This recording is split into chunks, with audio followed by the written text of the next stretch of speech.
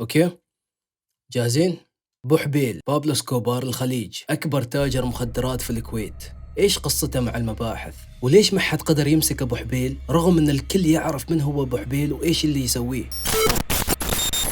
أبو حبيل يعتبر من أذكى التجار، بس استغل ذكاءه في مكان غلط، ركض الشرطة وراه 7 سنين، علشان كذا سموه بابلو اسكوبار الخليج. طبعا المباحث يعرفون عنه كل شيء، حرفيا كل كبير وصغيره، وين بيته وين ساكن وين يروح ومتى يطلع، حرفيا كل شيء يعرفون عنه. بس ما حد قادر يمسكه. ليش؟ لأن الرجال نظيف قدام القانون، وعلشان يمسكون هالشخص محتاجين أدلة، وأبو حبيل ما تارك لهم أي خيط، والمباحث عارفين إذا مسكوه بدون دليل راح يطلع يوم الثاني، لذلك تموا يركضون وراه 7 سنين على أمل أنهم يحصلون أي دليل عليه. ملفه موجود عندهم من 7 سنين، وعارفين أن تجارته ما بس في الكويت، في الخليج بكبره. يعني الرجال واصل وفاهم اللعبة. ومثل ما قلت لكم أن أبو حبيل ذكي جدا، كان مشغل عنده ناس كثار وكان موزعهم في جميع المناطق. يعني باختصار أي منطقة يحط فيها رجله في كل شارع عنده ناس تراقبه، كانوا ينبهونه على كل خطوة، ما تاركين أي خيط للمباحث. في فترة الأخيرة قاموا يمسكونه بسبب الشكوك،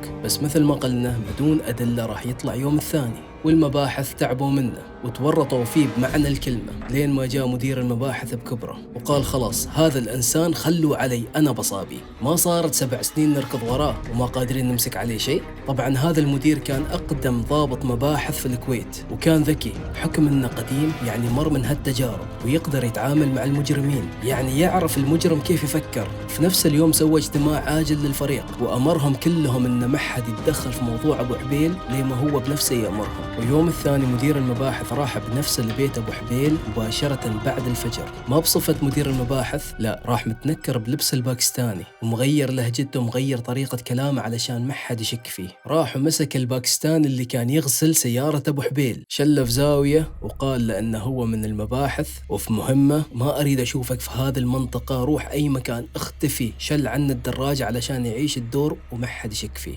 وتم يغسل سيارة أبو حبيل بشكل يومي. تخيل أن مدير المباحث يغسل سيارة مجرم، كل هذا علشان يمسك عليه أي دليل. ويوم الثاني طلع أبو حبيل من البيت وشاف أن شخص ثاني جالس يغسل سيارته، وراح لأبو حبيل وقال له من أنت؟ وين الباكستاني اللي كان يغسل سيارتي قبل؟ ورد عليه أن هذاك الباكستاني سافر وأعطاني أنا المهمة أني أغسل سيارتك، إذا ما تريد ما مشكلة ما بغسل سيارتك. وقال لأبو حبيل ما مشكلة اغسل السيارة. عاد أبو حبيل مستحيل أنه يوثق في أي أحد بحكم أنه أكبر تاجر مخدرات. تم يختبر هالشخص، كان يحط قطع حشيش في السيارة كميات بسيطة علشان يختبر هذا الشخص، يعني قطع بسيطة لا شيء بالنسبة له، حتى إذا مسكوه بهذه الكمية راح يعتبر تعاطي، يعني ما تفرق معه. جاء مدير المباحث وغسل السيارة وشاف القطعة بس ما سوى شيء، غسل السيارة وراح. ولما جاء أبو حبيل وشيك على القطعة حصلها مثل ما هي، ما حد لامسنها، لأن مدير المباحث مستحيل يمسك أكبر تاجر مخدرات على هذه القطعة، مستحيل.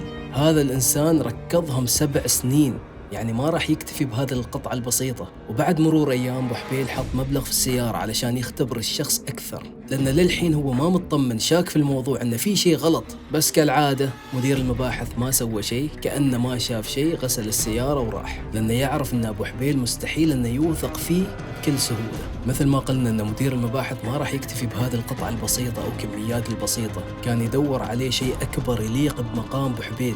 وتم يغسل سيارة أبو حبيل لمدة 3 شهور علشان يمسك عليه شيء ويوديه في داهية. وعلى فكرة مدير المباحث كان خايف أن حد من جماعة أبو حبيل يمكن جالس يراقبه، فلذلك مدير المباحث لما يغسل السيارة ما كان يروح على البيت مباشرة، لا، كان يروح يفتر على المناطق، يدخل في أماكن غريبة علشان إذا في حد يراقبه ولا شيء يتعب ويروح. ويوم الثاني لما راح يغسل سيارة أبو حبيل شاف صندوق سيارة كمية كبيرة من المخدرات.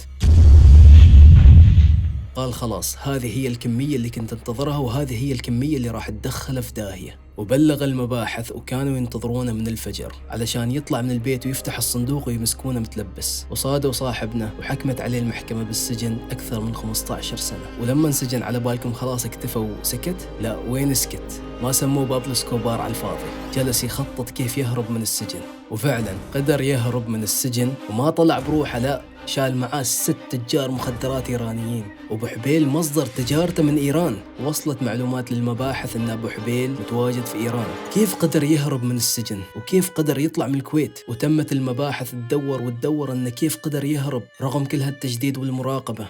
هني الكارثة، أن أبو حبيل هرب بمساعدة مدير السجن. وكيف عرفوا أن مدير السجن هو اللي ساعدهم؟ لأن المباحث شيكوا على حسابات الضباط اللي يشتغلون في سجن المركزي، ما حصلوا شيء. بس لما شيكوا على حساب مدير السجن شافوا تم تحويل مبلغ 600 ألف دينار كويتي. وبعد التحقيق مع مدير السجن اعترف وقال أنه هو اللي ساعدهم، وقال لهم أنه طلعهم من السجن وركبهم في سيارته، وكان في شرطي عادي اللي واقف على الباب، عطوه 100 ألف علشان يسكت وما يتكلم، وفتح لهم الباب، وأبو حبيل طلع معزز ومكرم. وبعد الاعتراف حكمت عليه المحكمة بالسجن أكثر من 5 سنين، والمباحث رجعوا يدورون أبو حبيل مرة ثانية. بعد 2 وصل لهم خبر إن أبو حبيل ما زال يتاجر في الخليج وبكميات أكبر، وهم وصل لهم خبر إن أبو حبيل متواجد في الإمارات. كيف قدر يطلع من الكويت ويروح لإيران؟ وكيف طلع من إيران وراح للإمارات؟ تتوقعون إنه صادوه لهذا السبب؟ تم القبض عليه لما حاول يدخل كمية كبيرة من المخدرات. هني غلط غلطة كبيرة وصادوه، وحكموا عليه بالسجن 10 سنين.